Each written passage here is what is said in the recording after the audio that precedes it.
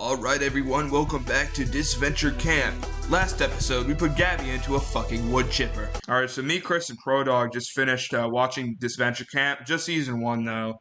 And we're gonna rank all the characters, because why not?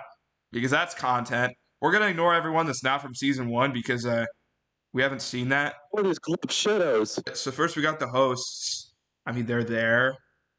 You guys have like any opinion? I think the more violent host is like mid, and then the less violent host is okay. I think honestly, the more violent was mid, and the less violent was just kind of fucking annoying.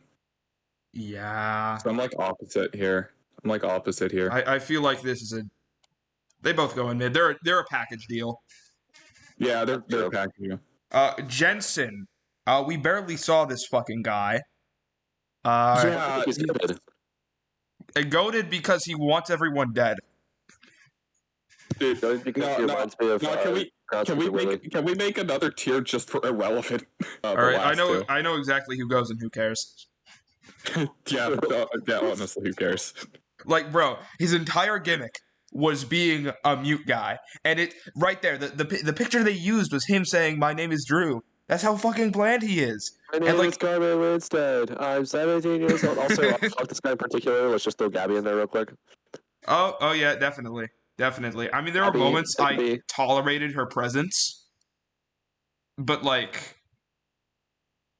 And then, of course. Oh yeah, we need Jake there below Gabby.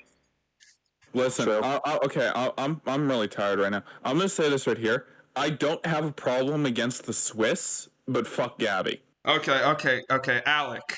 Already. I'm sorry. You just can't. You can't not put him in goated. You know. He was so good. I mean, Womp was found marriage, but like. Yeah, Womp. Actually, yeah, he gets knocked down a tier because he doesn't please his wife. Fiore, honestly though. Fiore's good. Yeah, Fiore's good. She's a good antagonist. You know, really drives a lot of the conflicts. You know, it works. Yeah, she works.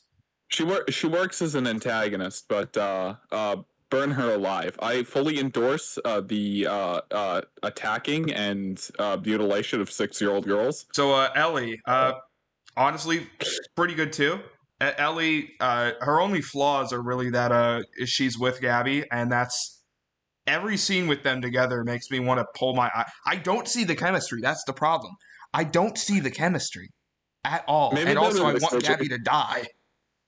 Maybe that was like partially what they were trying to go for. It's like, oh, they're trying to hook up, but they have no chemistry, so they just don't like end up hooking up at all. No, that's not what happened. They have multiple, fucking kisses in the series. I guess it's like an opposites attract thing, but no, that it doesn't work at all. Yeah, I don't know. I don't know. Situationships. All right, Tom. I've seen 3 episodes of this show, and I hated them all. He's pretty good. He's good. He's pretty good. He had some really weird drama for like 7 episodes. Yeah, he gets way too caught up in the drama. Although, to be fair, later on his crash out is justified because he loses a government job. Like I'd be pretty mad about that if you ask me. He's one of the greatest crash outs of the series. Yeah, probably one of the most justified crash outs, right below Ellie's. Miriam. Honestly, she gets bumped up a tier above Tom just for that heart attack in the last episode. Yeah, absolutely crazy. We should probably put a spoiler warning for this show. Look, if you're seeing like an entire character ranking, you already know what's fucking happening. Ashley was there. Yeah, I guess. She didn't really do anything. She was just Applejack the human. That's her character. And she hooks up with Will at the end for some reason. I guess they really love ships in this show. We can put Will in bad.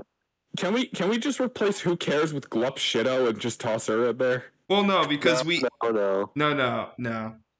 Because, like, Drew is so, irrelevant that it makes me legitimately angry whenever he shows up. So, I don't get that same reaction with Ashley. Dan, I'm going to be real, right? For the purpose he serves, he's great for what he is. Because he's supposed to be the guy that's just fucking boring, but, like, because of the situation he's put inside the game, you actually kind of see his plight or whatever the fuck. All right. What a good commentary, but I don't think that makes him a goat. Yeah. Yeah, you're right. But like, He's good. He's bottom of good at best. I'm sorry. Yeah, Top of good. yeah. Well, you didn't actually see the episodes, but you watched the first two and then the finale. Lil, she was also there. Give me a bad. Give me a bad. No, Lil's the first bad. You really think Lil is bad? I mean, Fucking hate Lil. what's wrong with Lil? Okay, yeah, please elaborate. Be real. She was just dissing on my Go Fiore the entire time. I mean, I'm gonna be honest.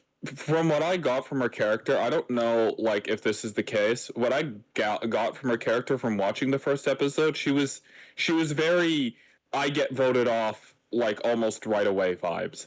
well, you see, she's eliminated with Ashley just so that Fiore can have more power in later episodes. You know, it's one of the many strings they pull just for things to happen, which is one of my problems with the show. It feels like when they make these episodes, they have a couple plot points that they're like, okay, this needs to happen, and then they just make sure that no matter what, even if it doesn't make any fucking sense, and they go from there. yeah. All right, I'm going to say it for the fourth and final time. You have my word. This is why you get an actual writer. All right. You have to cut that. I said the jumper cables line. Okay. Nick, wait, hold on.